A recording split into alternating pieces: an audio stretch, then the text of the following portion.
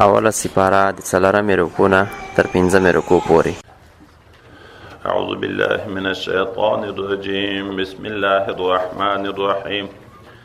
اللهم صل على سيدنا محمد وعلى آل سيدنا محمد وبارك وسلم عليه. بسم الله الرحمن الرحيم.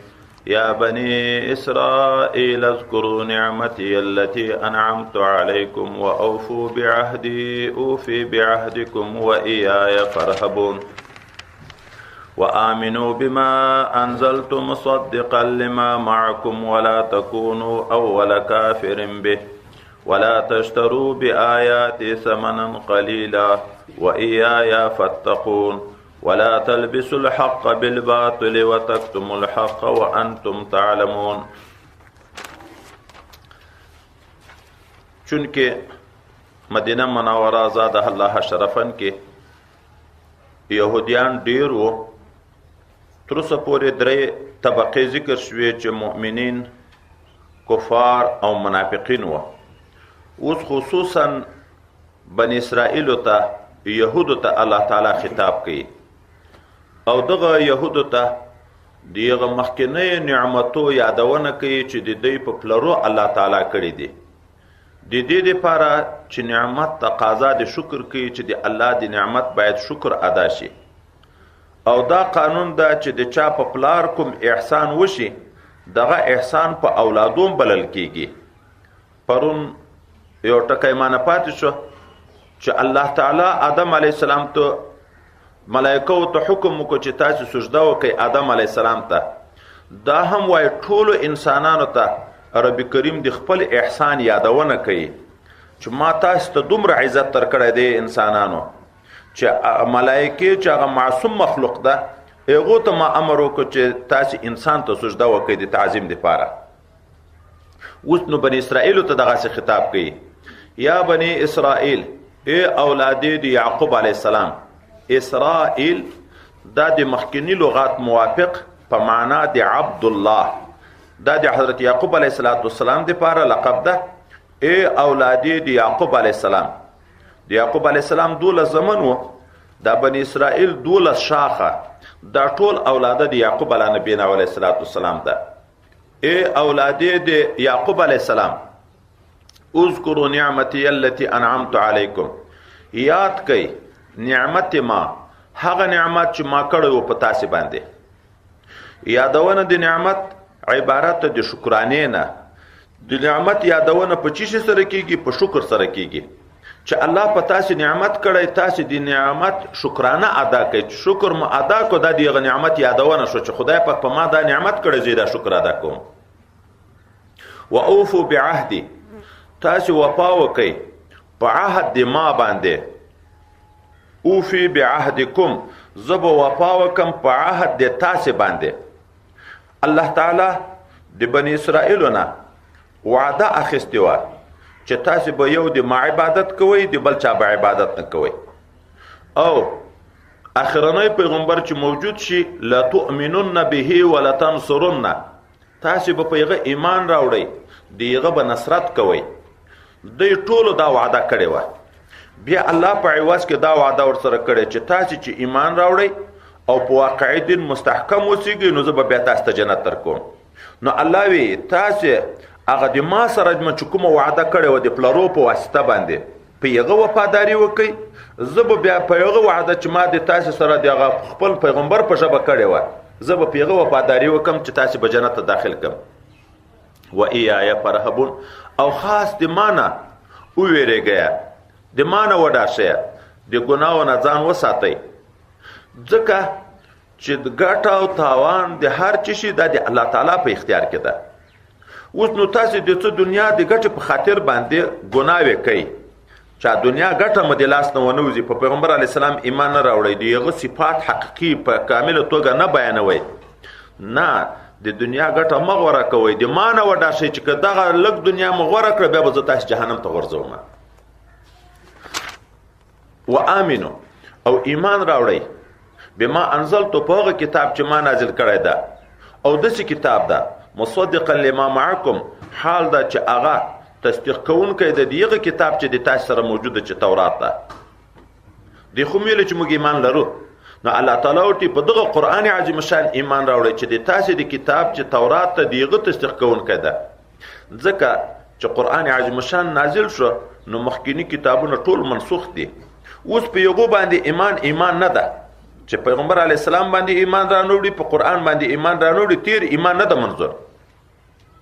ولا تکونو اول کافر به، او مکیږي تاسې اول کافران په دغه قرآن باندې، اول نه منون کی انکار کوون کی د قرآن نه ما جوړیږي. اوس سوال دا وردیږي چې دا سورت مدنی ده او نبی علیه الصلاۃ والسلام په مکه کې معظمه کې 14 کاله د نبوت الته دعوت چلولی و. د پیغمبر علیه الصلاۃ والسلام د نبوت نه اول انکار چا وکړو؟ مشرکینو د مکې معظمه. اوس بنی اسرائیل ته څنګه وی چې تاسو اول ما کافران کېږئ؟ په دې نه مخکې هغه د 14 کاله په کوپر کې خلکو نورو مقابلې کړې دي. د پیغمبر علیه الصلاۃ والسلام حکم ته غاړه نه دی کې او دوی ته وی چې تاسو اول کافران کېږئ. ما په نو دغه دوه توجیه دي. یا دا معنا په د بنی اسرائیلو کې تاسو اول ما کافران کېږئ، دغه د مدینه منورې اهل کتابو ته خطاب ده، بنی اسرائیلو ته خطاب ده چې د نور دنیا بنی اسرائیل به بیا په تاسو پسې اقتدا کوي. نو تاسو په بنی اسرائیلو کې په یهودو کې اول کافران کېږئ. ما او یا دا معنا ده اول اضافي ده، تاسو اهل کتاب یې، علما یې. چې عالم منکر شي نو عوام خو په یغو پسې اقتدا کوي. حضرت پیغمبر صلی الله علیه وسلم فرمایي خیر د خيارو خيار د علماو ده، شر د شرارو شرار د علماو ده. علما مقتدیان دي د خلکو په ښه او په بد کې. که عالم نیک و په نیک لار روان و دا خیر د ټول انسانانو ده، ولې د دپسې د عام خلک ټول په دپسې اقتدا کوي او په دپسې په اقتدا کولو کې د په هر عمل کې چې دای نیک عمل کوي خلک اقتدا پسې کوي، په هغه ټولو خلکو په ثواب کې دی ور شریک ده. نو تر ټولو نه خیر دی شو. او شر د شرارو شر د علماو ده چې عالم بې لارې شو، د بدعاتو بنیاد کېښی، د کفر حمایه یې وکړه، نو ډېر عوام به په دپسې اقتدا کوي. بیا به د هغو ټولو په کفر کې، د هغو ټولو په نفاق کې، د هغو ټولو په معصیو کې دی ور شریکي. نو یو د یوه سړي ځان ته ګناه ده او یو د ډېرو خلکو ګناه ده. لکه حدیث مبارک چې راځي من سن سنة حسنة فله اجرها و اجر من عمل بها. دغه شان بیا خدام ده چې ومن سن سنة سیئة فله وزرها و وزر من عمل بها. دا چې موږ د صحابو مقام ته څوک نشي رسیدی، د ائمه کرامو مقام ته څوک نشي رسیدی، ولې دوی د دین بنیاد یې ښیي. تر قیامته چې څومره خلک په دین باندې روان دي دی په ثواب کې ورسره شریک دي. دغې وجه نه حضرت پیغمبر علیه السلام د قریشو په باب کې ویلي دي چې نیک د نیکو خلکو مقتدایان دي او بد د بدو خلکو مقتدایان دي. اول ایمان صدیق اکبر راوړ چې تر قیامت څومره خلک په نبی علیه السلام ایمان راوړي بنیاد ورته کېښی قریش ده. اول کفر ابو جهل غوره کو چې تر قیامت څومره خلک په نبی علیه السلام باندې کفر انکار کوي بنیاد یې ورته کېښی. نو قریشو ته هم دغه خطاب کړی نبی علیه السلام چې د قریشو خیر د خیرو خلکو مقتدیان دي، شر د شرو خلکو مقتدیان دي. نو یهودو ته هم دغه خطاب ده. تاسو خو علما یې، عالم چې بلیاره شو نو ډیر خلک خویي، بیا ډیر خلک بلیاره کیږي. نو اول کافران دا معنی د نورو عوامو د پاره په نسبت سره اتباعو د پاره تاسو اول ما کافران کیږئ. ولا تشتروا بآیات ثمنا قلیلا، ما اخلی تاسو په آیاتو د ما باندې چې قرآن عظیم شان ده څلګ روپۍ. یغو د نبی علیہ السلام صفات مبارکه پټول، احکامات شرعیه پټول، رشوتونه اخیسته، د خلکو نه خپل شکرانه او نظرانه اخیسته. دغه وجه نه حق نه بیانو چې بیا به دغه مشری د موږ د لاس نه ووزي، دغه روپۍ چې خلک موږ ته راکوي دغه به هم د لاس نه ووزي. خو دوی ډېرې روپۍ اخیستې. الله تعالی ثمن قلیل ورته ویلې، ولې ټوله دنیا د آخرت په نسبت باندې چې ده متاع قلیل، ټوله دنیا کم ده. نو دې روپۍ خو نو بیخي پکې کمې دي. دغه دا معنا نه چې ډېرې روپۍ واخلئ، لږ ما اخلئ ډېرې واخلئ. دغه دا معنا نه ده. دا معنا ده چې د آخرت نعمتو په مقابل کې چې څومره دنیا تاسو ته څوک درکړي هغه ثمن قلیل ده. دا خو ختمیږي، زر پاتې کېږي. و ایایا فتقون، او خاص د ما نه وویرېږئ، د ما نه وډار شئ، دا کار مه کوئ. د حضرت پیغمبر صلی الله علیه وسلم صفات مبارکه، حلیه مبارکه تورات کې ذکر شوی وه چې ان حضرت صلی الله علیه وسلم د وجود مبارکه په بنیاد باندې درمیانه قد، نه ډیر اوږد نه ډیر لنډی، څڼې مبارکې متوسط الحال، نه خوی پی او نه ډیر غبرګې ګړګوتۍ، رنگ مبارکې سپین خو سرخیب کې لکه ګلګلاب چې هغه د سرخی جانب کې غالب ده، سترګې مبارکې سپین تک سپین، تور تک تور، او په دا سپینو سیمو کې بیا نری نری سری سریلی کې د رګو، باڼه مبارکان اوږده، سترګې مبارکې پراخې دواړه طرفه کنجانې پراخ، وریځې مبارکې تامې نری د یوه سر نه تر بله سره پورې، خو په من کې سره نښتې نه وي، پزه مبارکه جیګه نری چې دغه سر یې بیرته لږ ټیټ، مابین جیګ سر یې لږ ټیټ، خو د انوارو د وجه نه چې د انوارات په داسې ځلېده چا داسې نه شوی محسوسولی چې دا ټیټوالی د جیګه به ورته لیده کېده. د پزه مبارکه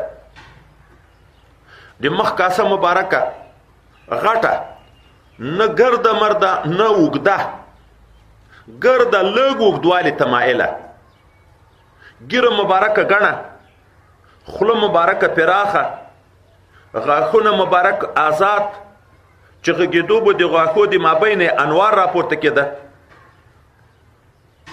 سینه مبارکه پراخه، د ولې مابین پراخ، اندامونه دا بندونه غټ غټ، لیچه مبارکه اوږده، ورغوی پراخ، ګوتې جیګې اوږدې، قدمونه مضبوط مضبوط،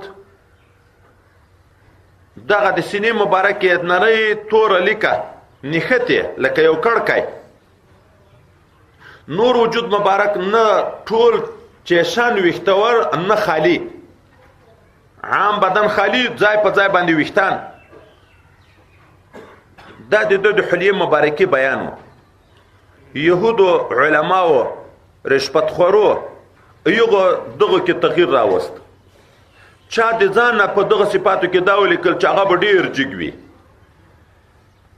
د متوسط الحال په ځای باندې ډېر جګ، هغه نور صفات به سم لیکلي وو.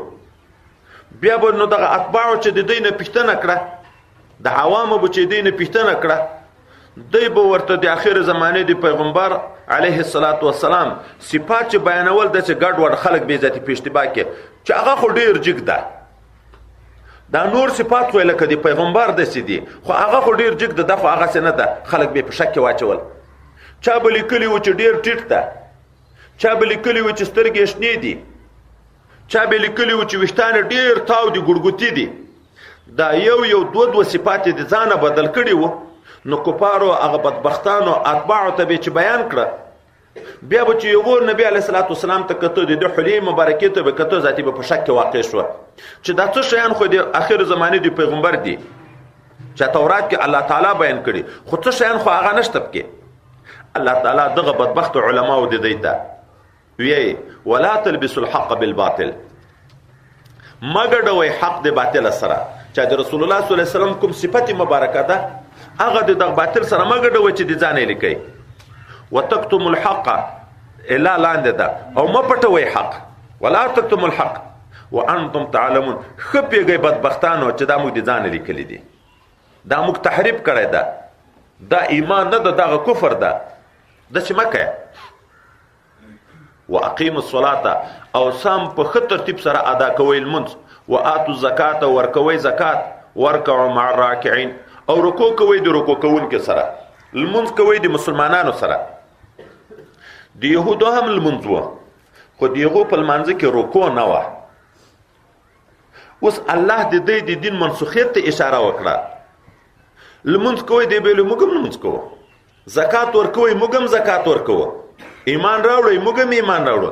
الله ورته ویل ایمان بم په دغه قرآن راوړی چې تاسې د کتاب تصدیق کوونکی ده دغه د تش هغه پخوانی ایمان نه ده منظور لمونځ به کوي خو د دغه مسلمانانو په شکل چې رکوع کې موجوده وي ګوره یو وارې لمونځ ورته ذکر کو زکات به خصوصا د رکوع خبره را معاده کړه چې داسې لمونځ به کوي چې دا د دغه مسلمانانو لمونځ ده هغه لمونځ اوس نه ده منظور چې هغه تاسې د یهودیت په وخت کې کوئ ځکه یهودیت دین منسوخ ده اوس ګورئ تورات حق خو په خپل وخت کې اوس هم حق ده خو اوس اعتماد نشته آسماني کتابونه ټول حق موږ بولو که نه بولو خو اوس موږ په موجوده تورات په موجوده انجیل چې دا اوس هم په دنیا کې دی د لوقا او د چیچي په نامه باندې استعمالوي موږ داسې نشو ویلی چې دا د الله کلام ده نه داسې ویلی شو چې نه ده ولې دی د ځانه لیکل کې کړی دي موږ اهل سنت والجماعت عقیده دا ده چې د قرآن عظیم شان باندې د موږ د عقیده ده چې یو حرف هم د الله د کلام نه سوا بل شی نشته کې اما په نورو کتابو باندې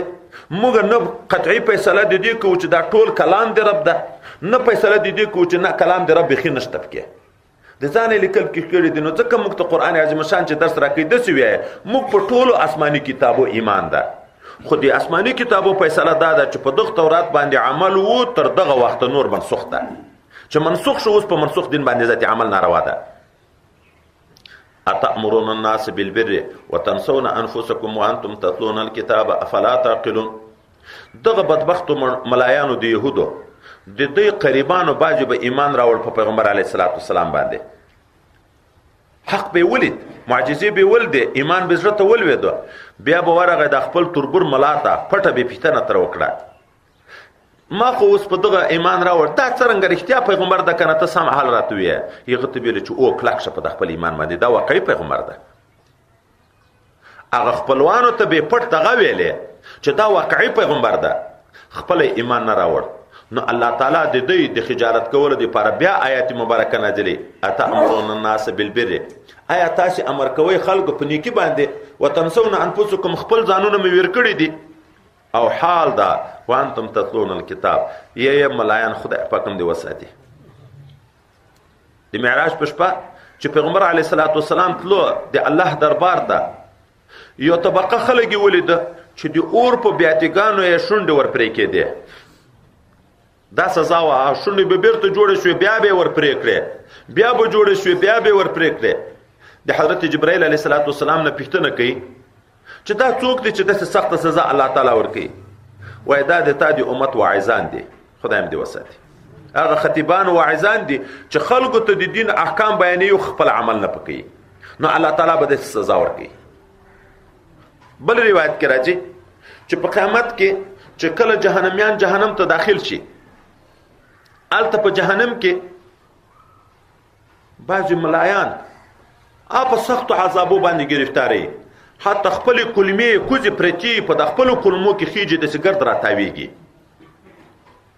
دا نور عوامې چې وپېژني نو ورته وګویې چې تاسې څنګه دلته راغلې تاسې خو موږ ته د خیر لارې ښووې نصیحت مو راته کوو د ګناهونو مو منې کولو تاسې څنګه دلته راغلې نو دوی ورته موږ تاسې ته د نیکۍ امر کوو خو په خپله مو نیکي نه کړه تاسې مو د ګناه نه منې کولی خو موږ د ګناه نه ځان نه منې کوو نو الله تعالی ځکه داسې سزا راکړه نو الله تعالی وی د عالم دپاره اگر که سړی فاسق وي بل ته خو به بیان کوي دا معنا نه چې فاسق بیانونه خلکو ته نه کوي خو وایي مهمه دا ده چې باید اول په خپل عمل وکړي چې کلام خدای مؤثر واقع کړي په خلکو باندې هم ذاتي بیا اثر کوي افلا تعقلون عقل نه لرئ نه پیږئ په د خپل ناپوهي باندې چې بل ته نیکي امر کوم او خپله نه کوم دا خو تباهي ده په دغه نه پیږئ عقل نه لرئ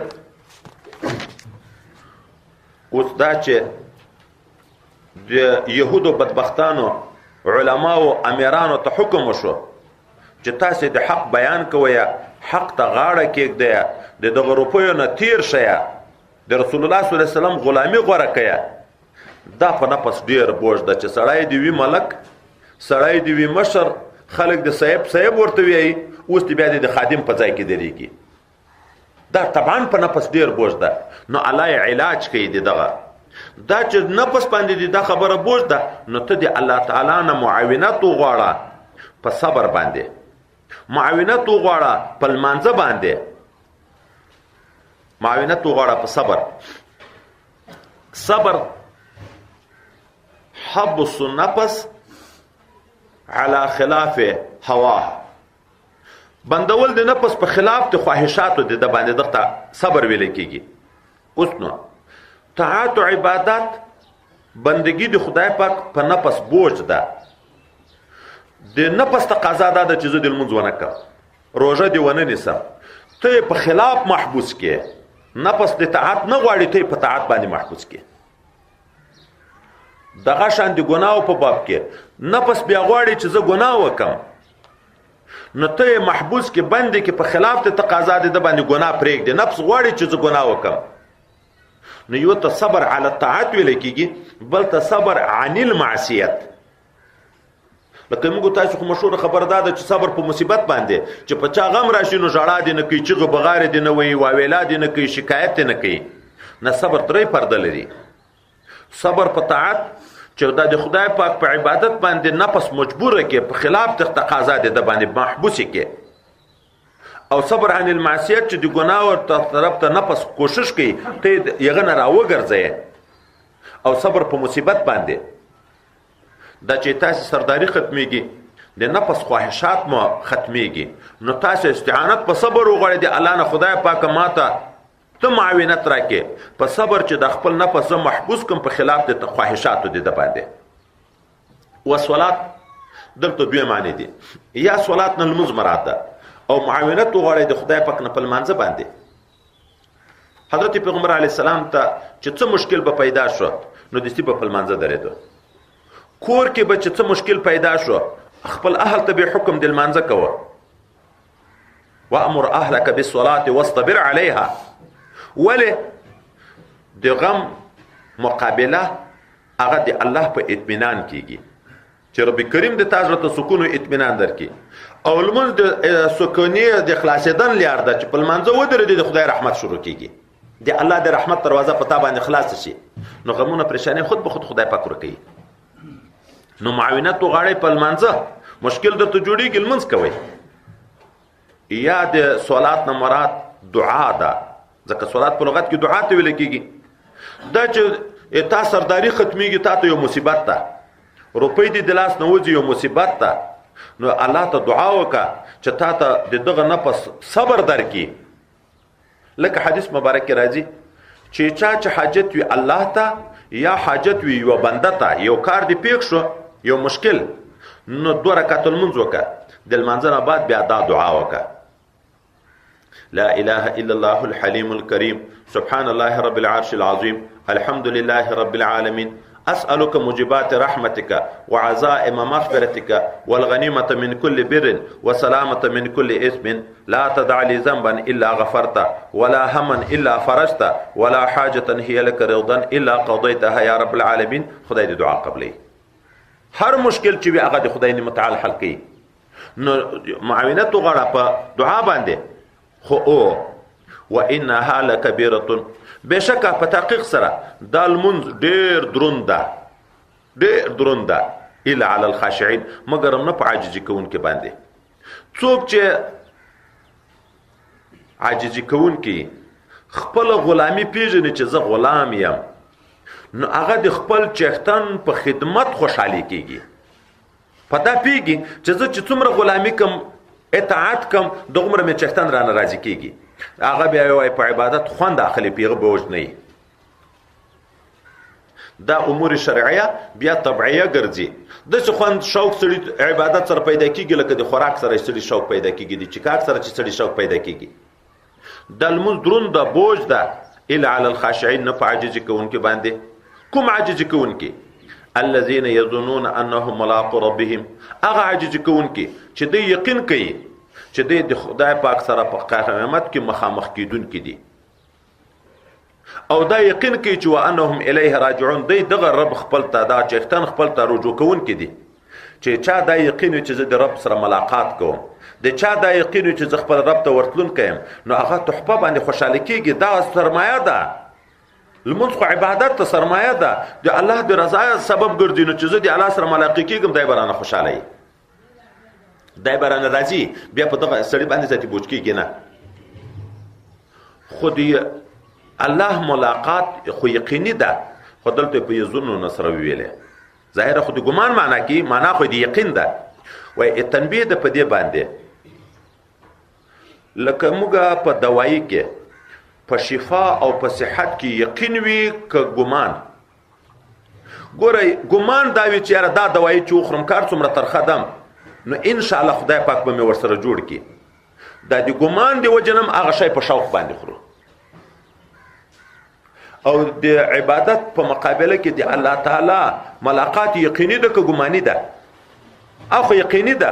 تعبیر په ګمان وکوي دا معنی اشاره ده دې ته چې که یقین دې نه وای ګمان وای هم باید تا کوشش کړو وای. لکه دلته چې په دوایي کې د ګمان د دوایي خوري نه پرېږدي د صحت ګمان د ګمان.